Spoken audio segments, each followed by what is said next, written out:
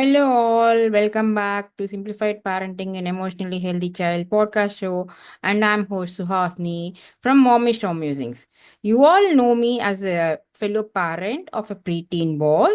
And I also work as a parenting coach and teen life coach, with specializing in the emotional and behavioral issues in the teens and preteens, isn't it?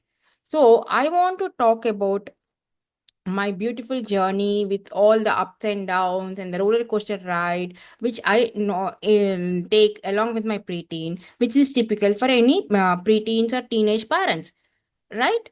So today's episode is a little bit different from the normal episodes which I record on this podcast. Do you know the reason?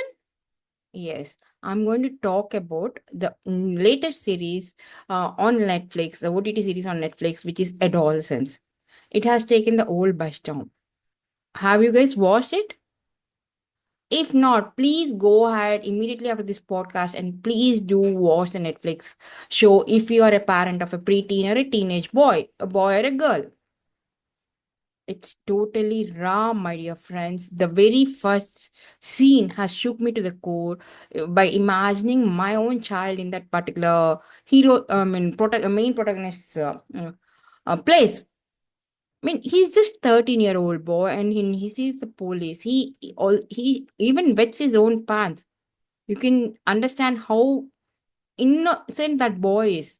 But imagine that boy doing that sort of resorting to that kind of heinous crime, and then the way he talks. All this is because of what? It's because of, I mean, the circumstances, the parents, the social media, everything. So that is the reason why I thought I should do this episode on my podcast show.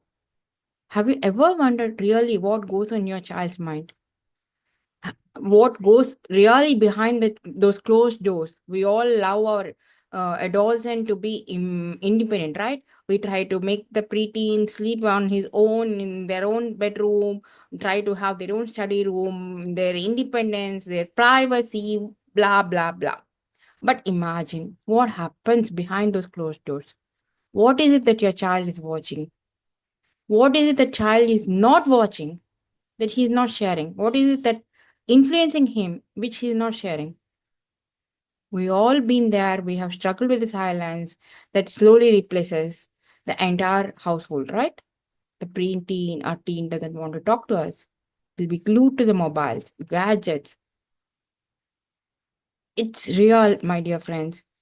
How many of us have really tried to break through the silence, break through those imaginary walls which the child is building all around him to understand what's really going on in their mind, isn't it? And that is the reason why, in fact, my simplified parenting group on WhatsApp has originated, which gives you the tips and tricks, tools to break those big silence barriers which the preteen or teen is erecting between themselves and the parents. So now let us get back to our episode. Uh, as you all know, the social media has actually captured the entire world, isn't it? It's not only teens or kids or even the old adults, everybody. And that is the reason why we need to actually watch this OTT series called Adolescence. This Adolescence OTT series is not just a typical growing up age kind of teen drama, my dear friends. It captures the real inner world of the preteens and teens in the raw, as much as raw possible, and it hits us at the gut. The real confusion, the emotions, the bullying, the cyberbullying, the longing which every teen or a preteen carries in his own heart, that parents has to accept them, that somebody needs to be there to pat their backs, appreciate them, accept them as they are, and how they often mask that with silence, sarcasm, or just moving away from us, just closing the door with a loud bang. As I told you earlier, the moment by the middle of the first episode itself, tears started forming in my own eyes, and the same realization stuck to me that the kids are the preteens and teens are not angry with us. They are not, they have not yet really grown up, my dear friends. They are just like your, how they were behaving at the, when they're 2 or 3 years old, when you talk about those terrible twos and terrible threes, how they were at that point of time, they were just learning to vocalize their emotions, so they were vocalizing it more. But now they are trying, these teens are learning to internalize their emotions and navigate through their emotions, so they are internalizing it. So as parents, it's our duty to talk to them, understand where they are hurting, why they are hurting, whether we can do anything to them, and show them that yes, all emotions are real and raw, and there are ways to manage those emotions. Let's, so I don't want to dwell too deep on that particular show, because that will spoil the entire show for you. I mean, basically, you cannot watch that Adolescence OTT series. But honestly, I do request you all to go and watch that for limited series, which has only 4 episodes, each episode spanning from 45 minutes to 55 minutes. Please do watch it. Now, what are the powerful lessons that I want you guys to learn from that particular show after watching those? The first and foremost one, which I keep repeating again and again in my parenting group, all, as well as in my social media posts. Yes, teens and preteens are known to push us away, but that pushing is their in cry for help. They want us to be there. They want us to be there with them, support them without any judgment, without constant criticism, nagging.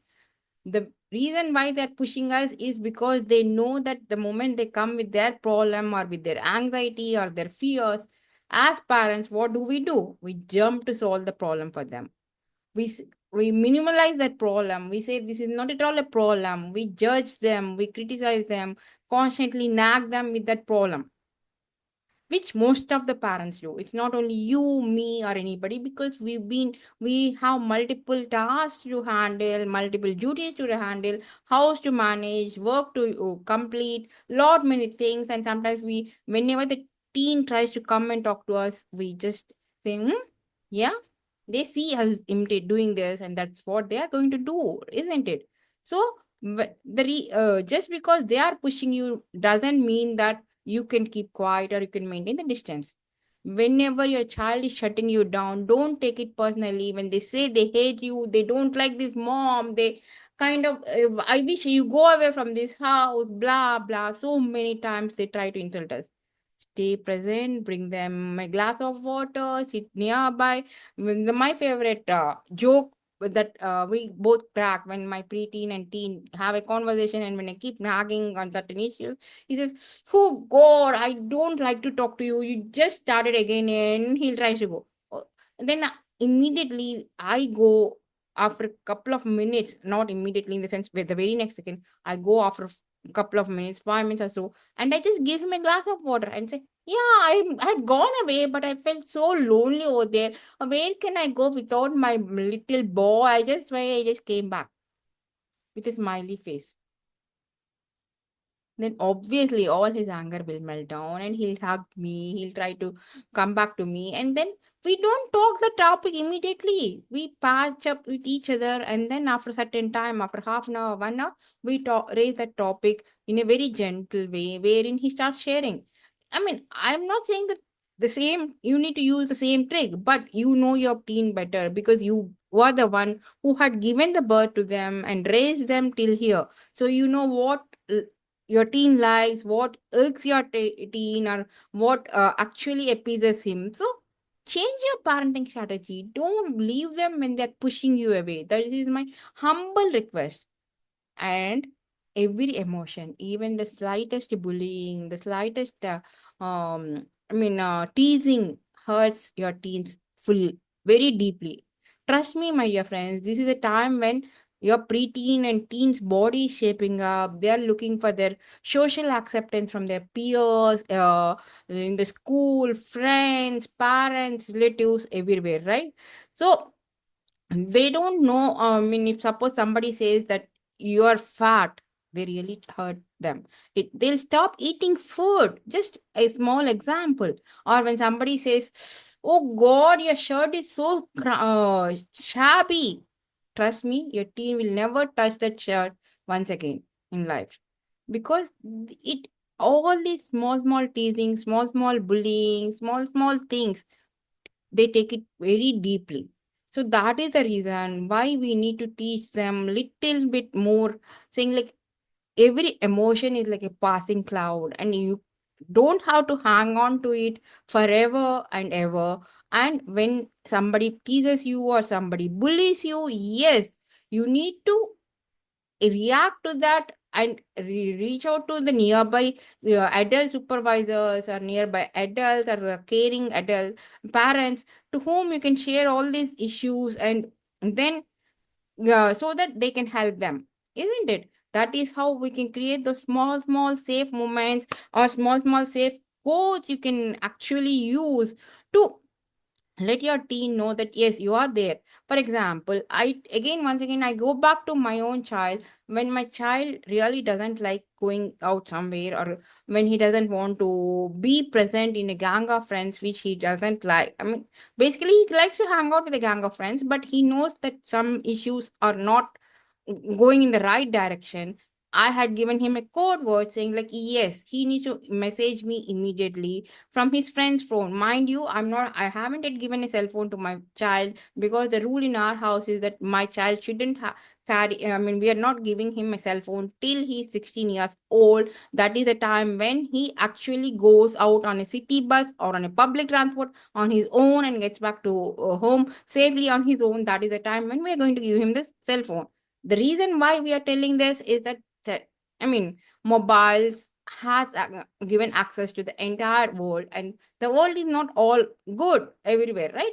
So he needs to know how to navigate that big bad old or big good old on his own, without by asking help to the appropriate people. So unless he shows us that he can ask help and he can navigate to tricky circumstances, we are not going to give him the mobile. Until that point of time, our communication with him will be through his friends phones or through his teachers phones. So I mean, I'm not saying that this is the same thing that you need to follow, but you can also have some kind of code words, or have some kind of secret messages which your teens will share with you, so that you can go and rescue them, isn't it? And honestly, whatever our teens see at home, they emulate. You do, unless you show your emotional resilience, you show how you bounce back from different situations, tricky situations, or the frustrations, teens try to emulate you. If you are going over the gun with your anger, frustration, shouting at your partner, scolding kids, everything, obviously that will be carried forward in the teens' brains, which they'll try to emulate at the outside world. And on top of it, the social media is giving them so many things, right? The angry, how people behave, what are the ways to take out your anger, etc., etc. The less we talk about the social media influence, the more it is better for us, because the social media is the one thing which is making our teens feel those aggressive emotions and be in those aggressive emotions for a longer period of time when compared to the what when they get when they're reading books. So now you might ask me, yes, you keep telling all these things, Suhasini, but what is that really can we can implement with our kids, so that let us simplify our parenting journey and build those warm and wonderful bridges of communication with our preteens and teens. Here they are, as usual. Each day, spend some 5 to 10 minutes, not more than that. Just take your teen on a long drive, sit with him, gaze the stars, don't look at his face, don't question him. Spend time with him, just slowly narrate how your day passed and what happened, without expecting any returns. Once when you start, slowly your teen also will start ranting.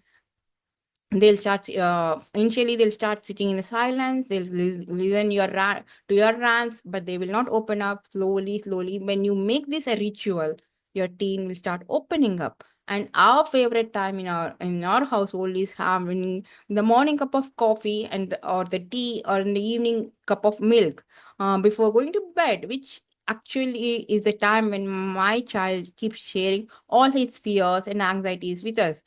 And then the more you share, the more teen will start sharing. And remember, don't ever question your teen. Don't ever jump to conclusions at that point of time. Don't start lecturing them about what should be done, what not should be done, blah, blah, blah.